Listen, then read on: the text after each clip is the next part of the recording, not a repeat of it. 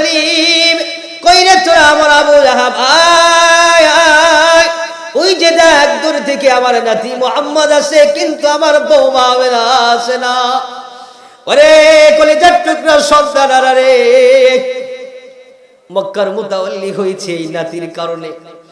আজকে এই নাতিটাকে কে দেখবে রে? আজকে আমার নাতি বাবা হারাইতি, আজকে আমার নাতি মা হারাইতি। তোরা কই আসুস? আয় দৌড়ে আমার কাছে আয়। এবার দাদা যখন নাতিকে দেখছে, বৃদ্ধা মানুষ পাহাড় থেকে দৌড়ে দৌড়ে যখন নিচে নামে, এবার নাতিকে দাদা দেখা দাদাও দৌড়ায়, দাদাও কান্দে, নাতিও কান্দে। কয়েকদিন হয়ে গেল, দাদাও কান্দে, নাতিও কান্দে। দাদা নাতি কান্না করার পরে হঠাৎ করে কয়েকদিন পরে বিশ্বনবী সাল্লাল্লাহু আলাইহি ওয়াসাল্লাম যখন পৃথিবীতে জন্মগ্রহণ করলেন, জন্মগ্রহণ করার কিছুদিন পরেই মা হালিমাতুস সাদিয়া রাদিয়াল্লাহু তাআলা আনহা এসে রাহমাতুল লিল আলামিনকে কুরাইশ বংশ থেকে তায়েফের ময়দানে নিয়ে গেলেন। তায়েফের ময়দানে চলে গেলেন। তায়েফের ময়দানে 2 বছর ছিলেন মা হালিমার কাছে। হালিমা রাদিয়াল্লাহু তাআলা আনহার কাছে কয় বছর ছিলেন? 2 বছর ছিলেন। 2 বছর পরে যখন আমেনা কলিজার টুকরা মুহাম্মদুর রাসূলুল্লাহকে তাইফ থেকে আবার যখন কুরাইশের ময়দানে যখন নিয়ে আসে, আমেনা ডেকে ডেকে বলে, হালিমা রে, কলিজার টুকরা মুহাম্মদকে এত ভালোবাসি আমি, এত ভালোবাসি যেটা বলে তোমাকে বোঝাতে পারবো না। ও হালিমা, মক্কা নগরীতে দুর্ভিক্ষ চলছে। এই মুহাম্মদ এই সন্তান সাধারণ কোন সন্তান না, সাধারণ কোন বাচ্চা না রে। মুহাম্মদকে যদি আবার কুরাইশ বংশে মক্কা নগরীতে রাখি, দুর্ভিক্ষর মধ্যে আমার মুহাম্মদ অসুস্থ হয়ে যাবে, আমার মুহাম্মদ রোগান্বিত হয়ে যাবে, আমার মুহাম্মদের বড় কোনো ঝামেলা হতে পারে। ওরে হালিমা, যাও আমার মুহাম্মদকে আবার তাইফের ময়দানে নিয়ে যাও, আবার তাইফের ময়দানে নিয়ে যাও। হালিমা আবার তাইফের ময়দানে নিয়ে গেলেন। হয়ে গেল 4 বছর। 4 বছর পরে মা আমিনার কাছে হালিমা নিয়ে আসলেন। আসার পরে মা আমিনা 2টা বছর মাত্র সন্তানটাকে লালন করতে পেরেছে, 2টা বছর মাত্র সন্তানটাকে ভালোবাসতে পেরেছে। 2 বছরের মধ্যে যখন মুহাম্মদুর রাসূলুল্লাহর যখন 5 বছর বয়স হয়ে গেল, 6 বছর বয়সে যখন পা দিলেন, হাবিব আমার কথা বলতে পারে, হাঁটতে পারে, দৌড়াইতে পারে, যা কিছু করার দরকার সমস্ত কিছু করতে পারে। বিকেল বেলায় বন্ধুরা খেলাধুলা করে, আমার রাসূল খেলে না, খেলে না। বিকেল বেলায় বন্ধুরা কি খেলে, ওই খেলাগুলো তাকায়া তাকায়া তাকায়া তাকায়া দেখে। আর দেখে প্রতিদিন বিকেল বেলায় বন্ধুরা যখন খেলা শেষ করে বাসায় যায়, তাদের বাবা তাদেরকে এসে নিয়ে যায়। এই দৃশ্যটা দেখে রাসূল আমার বাসায় গিয়ে বলে, মা আমার বাবা কোথায়? আমি আমার বাবাকে দেখতে চাই, আমি আমার বাবার একটু কোলে চড়তে চাই। ও মা, বাবা কোথায়? মা প্রতিদিন শোনায় দেয়, বাবারে তোমার বাবা ব্যবসা করার জন্য সিরিয়ায় চলে গিয়েছে, তোমার বাবা ব্যবসা করার জন্য সিরিয়ায় গিয়েছে। হঠাৎ করে একদিন ছোট বাচ্চা কখনো বাবাকে দেখে নাই, প্রতিদিন বাবার আদর বন্ধুদের মাঝে দেখে হাবিব সেই দিন সহ্য করতে পারে না।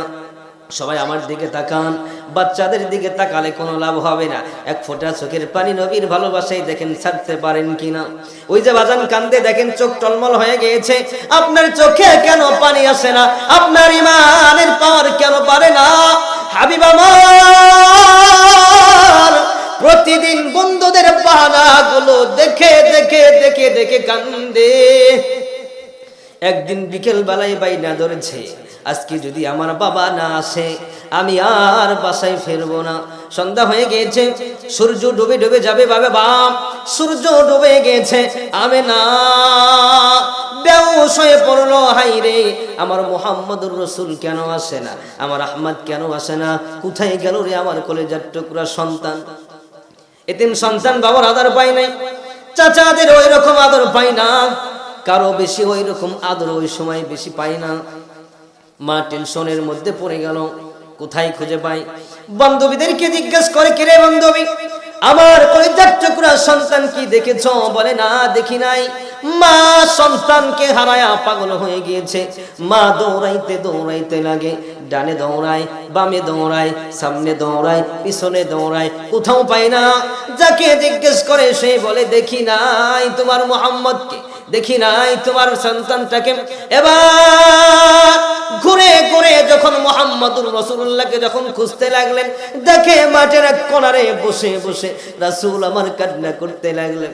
এবার রাহমাতুল লিল আলামিনকে মা পাইয়া বুকের মধ্যে জড়ায় নিয়ে বলে, কিরে বাবা, মাঠের কোণারে বসে বসে কি জন্য তুমি কান্না করো রে?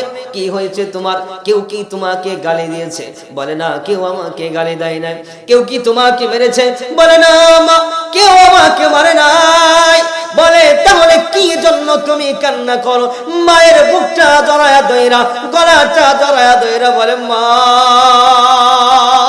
প্রতিদিন যখন তোমাকে জিগাই তুমি তখন বলো বাবা আমার ব্যবসা করতে গিয়েছে, কিন্তু আমার বাবার কি ব্যবসা শেষ হয় না। আজকে যদি আমার বাবা না আসে মা, আমি বাসায় যাব না, বাইনা ধরেছি। বাবা কোথায় আছে? বাবাকে নিয়ে আসো, বাবার কাছে যাব। এবার মা ডাক দিয়া বলে, বাজান এমনিতেই তোকে খুঁজতে খুঁজতে পাগল হয়ে পড়েছি, এমনিতেই তোর জন্য বুকটা ধরবর ধরবর করে, বুকের মধ্যে যন্ত্রণা শুরু হয়ে গিয়েছে। এর মধ্যে আবার কেন রে পুরান ব্যথা মনে করে দিলি? আজকে 6টা বছর ধরে তোর বাবাকে আমিও আমেনা পাই না। আজকে 6টা বছর যাবত তোর বাবার কথা আমিও মনে করি, কিন্তু তোর বাবাকে পাই না। মাও কান্দে, সন্তানও কান্দে। কান্দতে কান্দতে মার বাবা যখন সন্তান যখন বাসায় যায়, বাসায় যাওয়ার পরে আব্দুল মুত্তালিবের কাছে চলে গেলেন। শ্বশুর আব্দুল মুত্তালিবকে গিয়া বলে, শ্বশুর আব্বা আপনার নাতি বাইনা ধরেছে, আপনার নাতি আরই ধরেছে, তার বাবাকে দেখবে, বাবার কোলে উঠবে। ওগো আব্বা জান, একটু যদি আমাকে অনুমতি দিতেন, আপনার নাতিটাকে, আপনার নাতির বাবার কবরটা দেখাইতাম। এবার আব্দুল মুত্তালিব উম্মে আইমানকে বলে দিলেন, আরেকজন লোক দিয়ে দিলেন, বললেন উম্মে আইমান যাও আমার বৌমা আমেনাকে আর আমার কলিজার টুকরা নাতি মুহাম্মদকে নিয়ে যাও। এবার উম্মে আইমান রাহমাতুল লিল আলামিনকে নিয়া, তার মা আমেনাকে নিয়া যখন মদিনার দিকে রওনা করলেন, মদিনার দিকে রওনা করলেন, সুবহানাল্লাহ পড়েন না, মদিনার দিকে রওনা করতে লাগলেন। এবার বাবার কবরের সামনে যখন যায়, এবার আমেনা ডেকে ডেকে বলে, বাবা যাও, ওই যে তোমার বাবা ওইখানে আছে। এবার মুহাম্মদুর রাসূল ডেকে ডেকে বলে, মা কেমন বাবা তুমি আমাকে দিলা, যে বাবার চেহারা দেখা যায় না, যে বাবা তো কথা বলে না, কই আমি কোন বাবার কোলে উঠবো, কোন বাবার কাছে আমি যাব, কার কাছে যাব রে? এবার মা সন্তানকে ডেকে ডেকে বলে, বাজান তোমার বাবাই ব্যবসা করতে আইসে এইখানে ঘুমায়া রয়েছে। সন্তান এবার বুঝতে পেরেছে আমার বাবা কবরের বাসিন্দা। এবার কবরের সামনে দাঁড়ায়া দাঁড়ায়া টুকরে টুকরে কান্দে আর বলে, বাবা রে কি অপরাধ করেছিলাম আমি, কি করেছিলাম তোমার সাথে? জন্মের আগেই টাকা বন্ধ করে দিলা। আমারও তো মন চাই একটাবার আমি তোমাকে আব্বু বলে ডাক দিই, আমারও তো মন চাই একটা বলে আমি তোমার জবান থেকে আব্বা ডাকটা শুনি। আমারও তো মন চাই আমার বন্ধুরা যে এরকম তোমার কাছ থেকে ভালোবাসার ডাক শুনে, আমিও তো শুনতে চাই বাবা কি অপরাধ করেছিলাম আমাকে ছেড়ে তুমি চলে গেলা।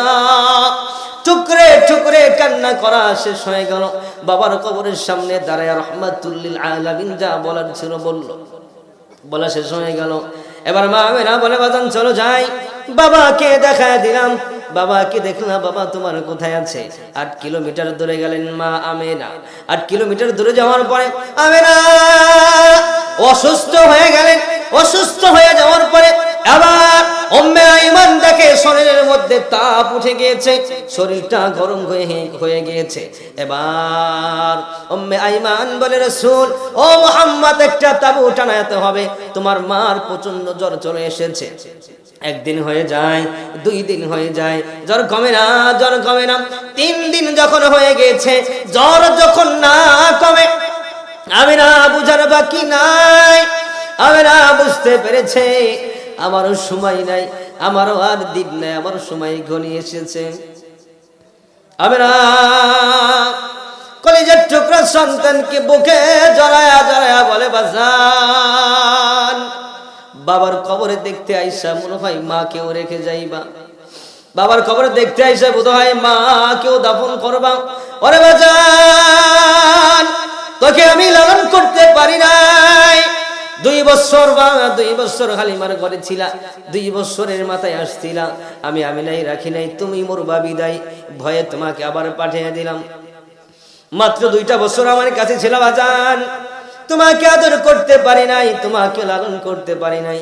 দাদা কি গিয়া বইলাইছো, বাবার কবর জিয়ারত করতে গিয়া মা কেউ দাফন করে আসতি।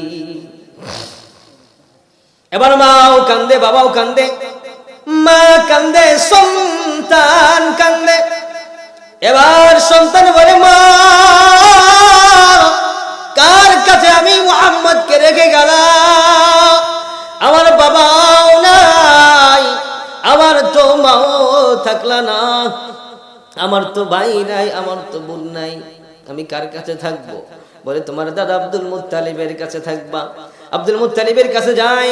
আব্দুল মুত্তালিব পাহাড়ের উঁচু টিলারে তাকায় রইলে, কিরে 3 দিন হয়ে যায়, কেন আমার নাতি আসে না, কেন আমার বৌমা আমেনা আসে না? 3 দিন পরে যখন দেখে নাতি মুহাম্মদের কাফেলা আসে, কিন্তু বউ আমেনা আর আসে না। এবার আব্দুল মুত্তালিব পাহাড়ের উঁচু টিলারে দাঁড়ায় দাঁড়ায় বলে, কাম হয়ে গেছে রে, কই আমার হামজা, কই রে, কই রে আমার আব্দুল মুত্তালিব, কই রে তোরা আমার আবু লাহাব, আয় আয়, ওই যে দেখ দূর থেকে আমার নাতি মুহাম্মদ আসে, কিন্তু আমার বৌমা আমেনা আসে না। ওরে কলিজার টুকরা সন্তানারা রে, মক্কার মুতাওয়াল্লি হয়েছে এই নাতির কারণে। আজকে এই নাতিটাকে কে দেখবে রে? আজকে আমার নাতি বাবা হারাইতি, আজকে আমার নাতি মা হারাইতি। তোরা কই আসুস, আয় দৌড়ে আমার কাছে আয়। এবার দাদা যখন নাতিকে দেখছে, বৃদ্ধা মানুষ পাহাড় থেকে দৌড়ে দৌড়ে যখন নিচে নামে, এবার নাতিকে দাদা দেখা দাদাও দৌড়ায়, দাদাও কান্দে, নাতিও কান্দে। কয়েকদিন হয়ে গেল, দাদাও কান্দে, নাতিও কান্দে। দাদা নাতি কান্না করার পরে হঠাৎ করে কয়েকদিন পরে আব্দুল মুত্তালিবের চোখে পানি। আব্দুল মুত্তালিব এবার আবু তালেবকে ডেকে ডেকে বলে, কইরা আবু তালেব, আয় জলদি আমার কাছে চলে আয়। আবু তালেব যখন আসে, আবু তালেবকে ডেকে ডেকে বলে, আবু তালেব আমি জানি আমার এতগুলো সন্তানের মধ্য থেকে কেউ আমার নাতি মুহাম্মদকে ভালোবাসবে না। আমার দিল বলে, আমার মন বলে, তুই আবু তালেব আমার নাতি মুহাম্মদকে ভালোবাসা আগলায়া সন্তানের মতো রাখবি। সুবহানাল্লাহ। আব্দুল মুত্তালিব এতগুলো সন্তান থাকা সত্ত্বেও কাউকে দায়িত্ব দেয় না। এবার আব্দুল মুত্তালিব আবু তালেবকে বলে, সন্তান আমার সময় শেষ হয়ে গিয়েছে, আমিও মারা যাব, আমিও চলে যাব। ওরে আব্দুল মুত্তালিব আবু তালেব আমার নাতিটাকে দেখা রাখো, আমার নাতির মা নাই, আমার নাতির বাবা নাই, আমার নাতির ভাই নাই, আমার নাতির বোন নাই, আমার নাতি একা, আমার নাতিটাকে দেখা রাখো। ওয়াদা দে বাবা, ওয়াদা দে আমার মুহাম্মদকে সন্তানের মতো দেখা রাখবি, তাইলে আমি আব্দুল মুত্তালিব তোর জন্য দোয়া দিয়ে দেব। সুবহানাল্লাহ। আরো জোরে জোরে পড়েন না সুবহানাল্লাহ। মুহাম্মদুর রাসূলুল্লাহ সাল্লাল্লাহু আলাইহি ওয়াসাল্লাম চাচার কাছে যাওয়ার পরে হঠাৎ করে তার দাদা আব্দুল মুত্তালিব দুনিয়া থেকে আলাদা হয়ে গেল। একা রাসূল, বাবা নাই, মা নাই, দাদা আব্দুল মুত্তালিবও চলে গেল। এবার আছে আবু তালেব। কয়জন? জোরে বলেন কয়জন? একজন গার্জেন নিয়ে আছে। একজন গার্জেন নিয়ে থাকার পরে আবু তালেব একদিন নয়, 2 দিন নয়, 3 দিন নয়, 4 দিন নয়, ভাতিজা মুহাম্মদুর রাসূলুল্লাহকে একাধারে লাগাতার 45 বছর সন্তানের মতো লালন পালন করেছে। আর জোরে জোরে পড়েন না সুবহানাল্লাহ। আপনাদের কষ্ট হচ্ছে? কষ্ট হচ্ছে?